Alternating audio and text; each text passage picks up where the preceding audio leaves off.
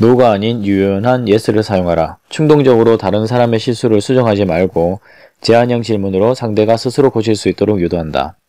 중국의 무장이자 군사 사상가인 손무가 쓴 손자병법은 전쟁의 기술과 이기기 위한 전략을 기록한 최고의 병법서로 그 사상과 가르침은 현대 비즈니스 세계에서도 크게 각광받고 있다. 손무는 책에서 싸움은 문명의 발전과 진보를 위해서는 피할 수 없는 것이다 라고 말한다. 즉 경쟁이나 싸움은 성공을 위한 필요악이며 우리는 모두 필연적으로 경쟁과 싸움이 난무하는 세상을 살아갈 수밖에 없다는 의미이다. 그러나 나는 중국 춘추시대에서 2500년이라는 시간을 뛰어넘은 이 현대사회에서 싸움을 하지 않고도 눈부신 발전을 이뤄낼 수 있는 방법을 배웠다. 바로 직접 노라고 말하지 않고 제한형 질문을 하는 것이다. 이 아이디어를 알려준 나의 롤모델은 요셉이라는 친구였다. 그는 다수의 해외 근무 경험을 바탕으로 원활하고 뛰어난 커뮤니케이션 능력을 가지고 있었다.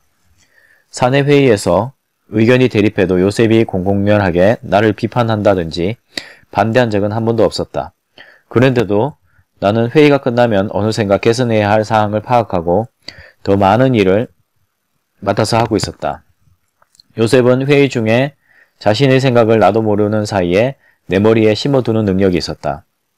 그는 마치 크리스토퍼 놀란 감독의 영화 인셉션에서처럼 예술적이기까지 한 이 능수능란한 기술로 타인의 의식에 들어가 생각을 심어두는 것 같았다. 요셉의 특별한 재능을 눈치챈 나는 시시탐탐 그가 일하는 현장을 볼 수 있는 기회를 노렸다. 그러던 어느 날 요셉이 친한 클라이언트에게 프리젠테이션을 하는 자리에 드디어 동석할 수 있었다. 프리젠테이션이 끝나고 그 자리에서 클라이언트가 시장에 대해 잘못된 발언을 하자 요셉은 동의의 표시로 고개를 끄덕였다. 그는 인내심을 가지고 마지막까지 클라이언트의 말에 귀를 기울였다. 그리고 yes라고 말하면서 제한형 질문을 하기 시작했다. 말씀하시는 뜻은 잘 알겠습니다. 그런데 이런 생각은 해본 적 없으신가요? 다른 시나리오를 상정했을 때는 어떻게 될 것이라 예상하세요? A와 B를 제외하면 시장은 어떻게 변할까요?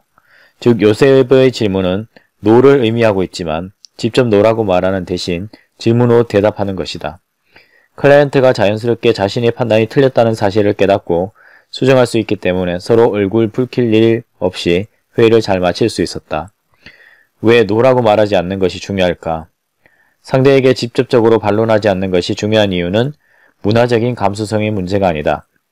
임원급까지 올라갔을 때는 no라고 말하지 않는 것이 더 중요해진다. 왜 그럴까? 몇 주가 흐르고 나는 요셉과 함께 식사를 하면서 프리젠테이션에서 느낀 점을 이야기했다. 그의 대답은 굉장히 인상적이었다. 긴급한 상황을 제외한 대부분의 경우는 상대에게 전혀 반론할 필요가 없습니다. 상대의 잘못이나 실수를 간접적으로 지적해서 본인이 스스로 깨닫게 하는 편이 대부분 더 바람직하죠. 그리고 자신의 의견이 부정되거나 실수를 지적받아 기분 좋을 사람은 없습니다. 특히 높은 위치에 있을수록 자신의 권위나 사회적 위치에 상처가 나는 것을 굉장히 불쾌해하죠. 마지막으로 대화란 우리가 가장 자주 이용하는 의사전달 도구인 만큼 절대 가볍게 취급해서는 안 됩니다. 싸움의 불씨가 될 만한 요인은 신중하게 다뤄야 해요. 다른 사람이 자신의 의견에 반대할 때 대처하는 방법에 대한 책은 꽤 많이 출판되고 있지만 자신이 반대하는 입장에 서서 트러블 없이 조심스럽게 표현하는 법을 알려주는 책은 아마 없을 것이다. 생각해보면 자신을 자제하는 것은 그렇게 어렵지 않다. 조심스러운 것과 주도적이지 않은 것은 다르다.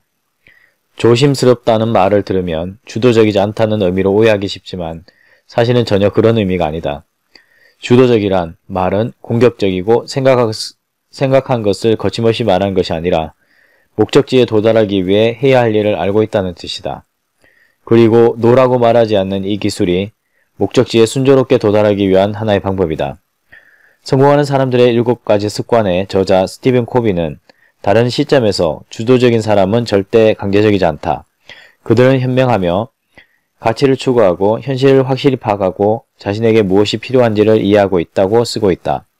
스티븐 코비는 간디를 예로 들어 배려와 주도성을 가지고 도덕적 가치를 추구하는 한 사람의 인간이 어떻게 영국을 정복하였는지를 묘사한다. 제한형 질문을 실천하기 위해서는 먼저 자신의 경계심을 풀어야 한다. 충동적으로 상대를 고치려는 습관은 버리자. 그런데 이것은 생각 이상으로 어려운 일이다. 왜냐하면 사람들은 모두 습관적으로 올바른 답을 주장하기 때문이다. 답을 수정하기보다는 상대방이 스스로 자신의 잘못이나 실수를 깨달을 수 있도록 질문을 해보자. 상대방의 입장에 서서 상대방이 질문의 뜻을 제대로 파악할 수 있도록 끈기 있게 도와주는 것이다.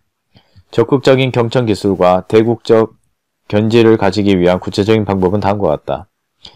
지금보다 더 고개를 끄덕이고 동의할 수 없을 때도 반드시 먼저 아 그렇군요 흥미롭네요 라고 맞장구를 친 다음 선택형 질문을 한다. 그리고 가능하다면 듣는 이의 찬성을 얻기 쉬운 제안형 질문도 조금씩 구사해 보도록 하자.